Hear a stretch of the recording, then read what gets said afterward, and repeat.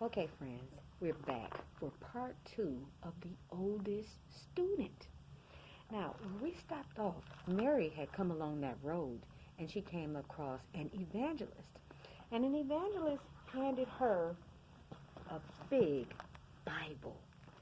And she told Mary that inside of this book is your civil rights.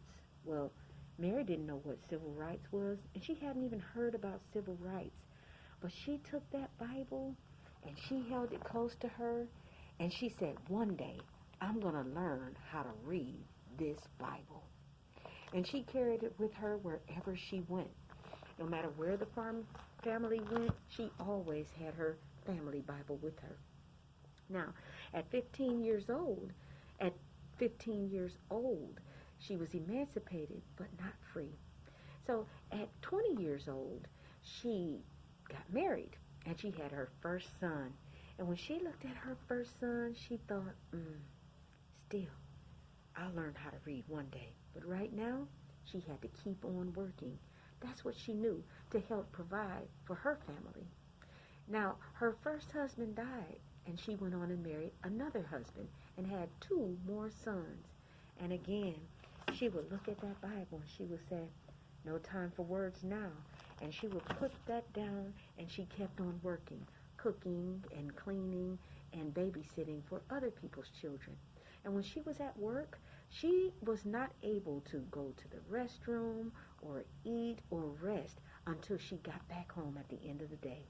She would earn a quarter when she was younger, and she would give that to her mother.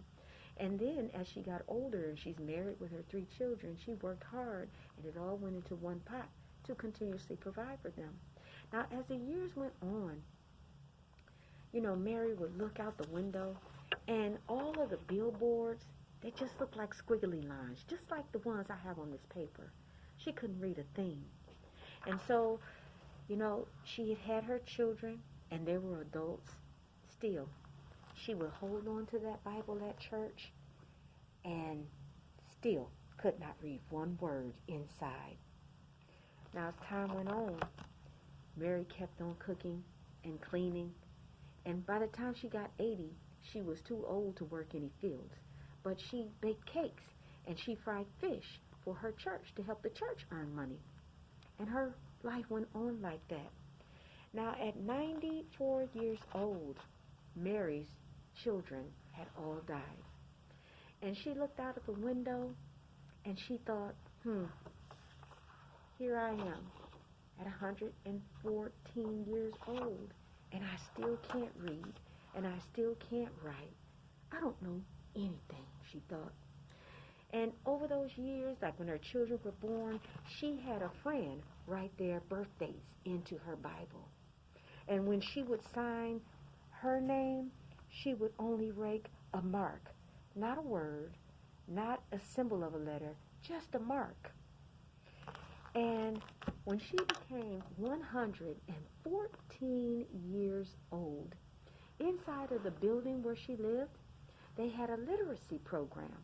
And Mary thought, I'm going to do it. And she took her trusty cane and she walked right into that literacy